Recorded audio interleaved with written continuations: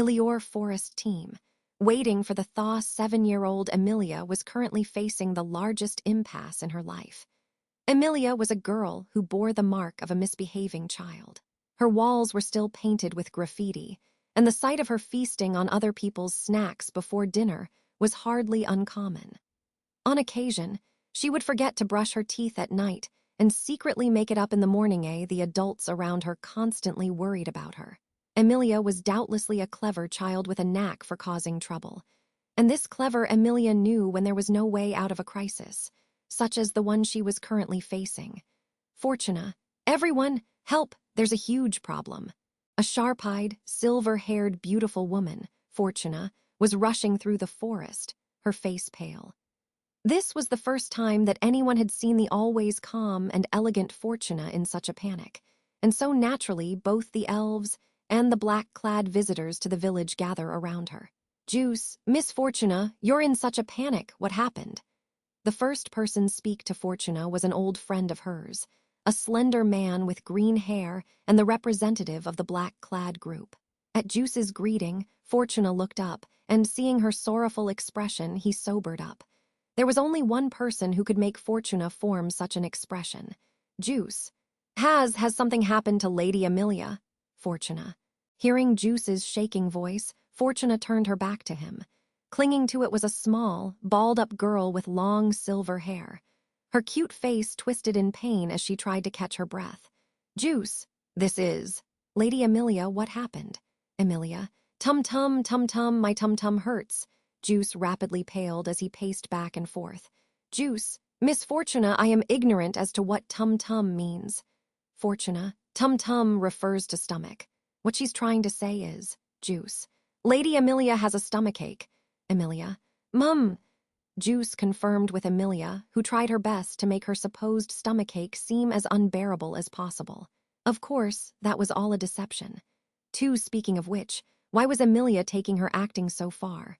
The short answer was that Emilia was a poorly behaved child. The long answer was that it was because of Juice and his group.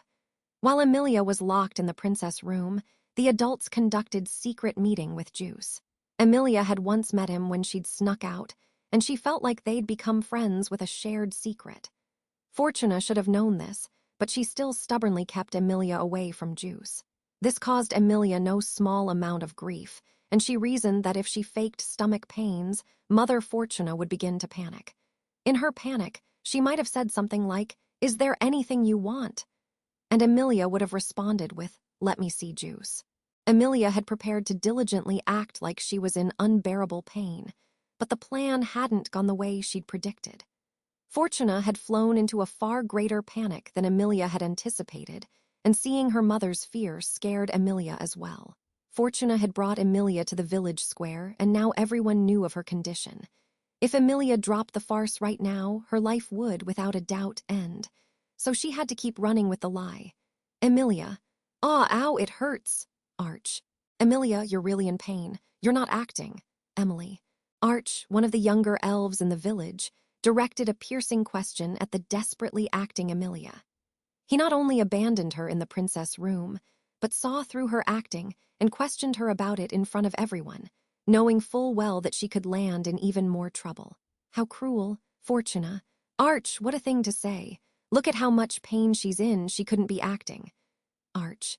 But Miss Fortuna, Emilia's never caught a cold, and she was the only one unaffected by the rotten apples that got everyone sick a while ago. Right now, she looks nothing like the healthy Emilia we know. Fortuna. Then this is a pain that even our healthy Emilia can't handle. Lying in the center of the village square, the desperately acting Emilia surveyed the adults. Fortuna served as Emilia's defense against a hostile faction led by Arch, who had no way to refute her. Juice. This is most terrible, Lady Emilia. If there were any way I could bear this pain for you. Her cover had prevailed. Kneeling in front of her, Juice held Emilia's hands with both of his own warm, gentle ones. His eyes were full of melancholy, and his expression filled was with worry. Emilia, Juice. Lady Emilia once provided me with warm support, so this time please let me pray for Lady Emilia. Emilia, pray. Juice. Yes, I'm afraid that there is nothing else we can do. A hush fell over the village square as everyone lowered their heads. Even Fortuna and Arch, who had just been arguing, fell silent. No, Fortuna, with her hand over her mouth, bore an expression that seemed to reflect an unbearable pain, and her shoulders shook lightly. Seeing this turned Emilia's world upside down. How could her mere mischievous prank do this?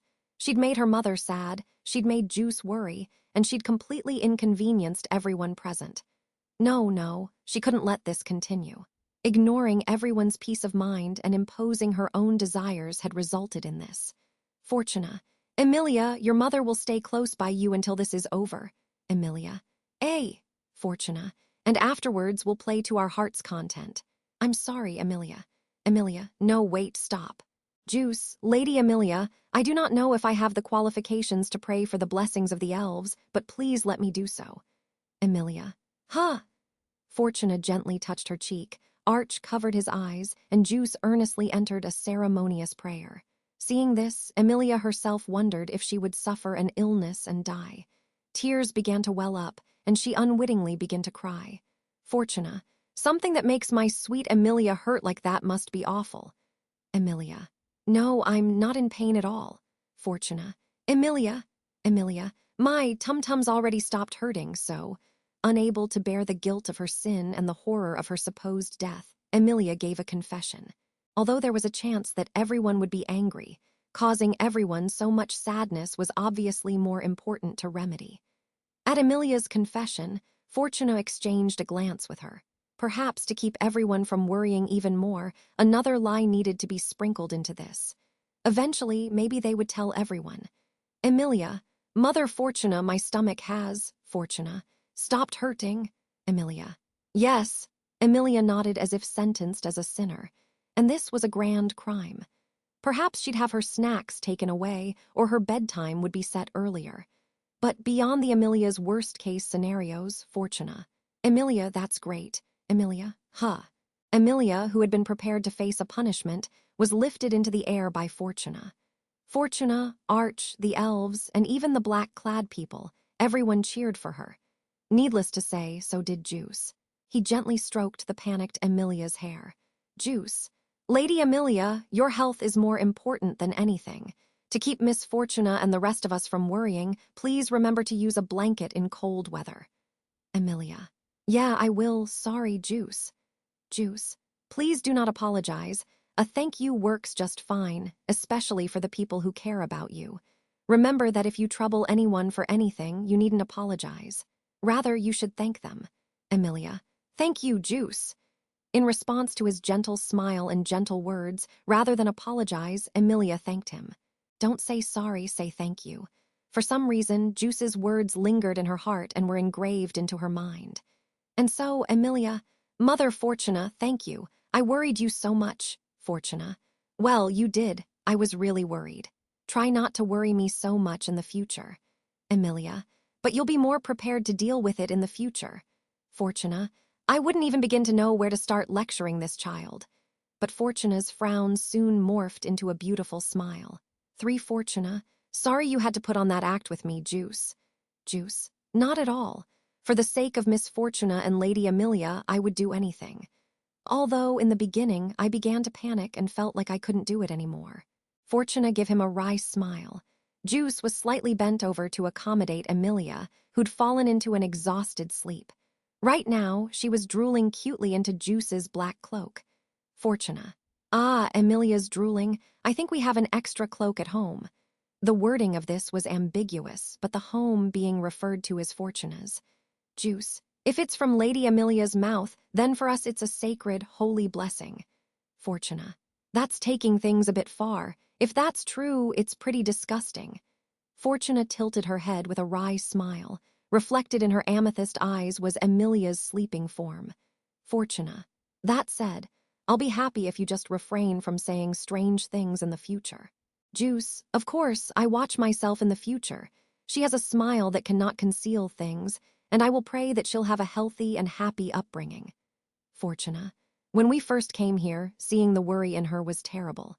Even if the guardian's duties have been handed over to Arch, I can't leave her side. And now, even more. The girl she loved was adorable, and she worried constantly. The desire to always be by her side was overwhelming. Hearing Fortuna's unspoken words, Juice moved his lips soundlessly. The two of them were caught in a brief silence, and then Emilia. Mother Fortuna, a crybaby just like Juice. Far away in a dream, Emilia muttered a few words. Fortuna and Juice exchanged a look, and couldn't help but laugh. Fortuna, she's obviously in a dream to be forgetting who's protecting who. Juice. Indeed, she'll grow up to be a splendid adult. Miss Fortuna was the same way when she was little with your brother, Fortuna. Stop bringing things up from so long ago. Honestly, the people who have known someone since childhood are always like this. Stop treating me like a kid already. Fortuna turned her face away from Juice, who hurriedly searched for an explanation. Juice, no, that wasn't what I meant. Emilia. Arguing no more. Toward Emilia, who used her sleep-talking as advice, Juice and Fortuna shared another laugh. And for a long time this scene persisted.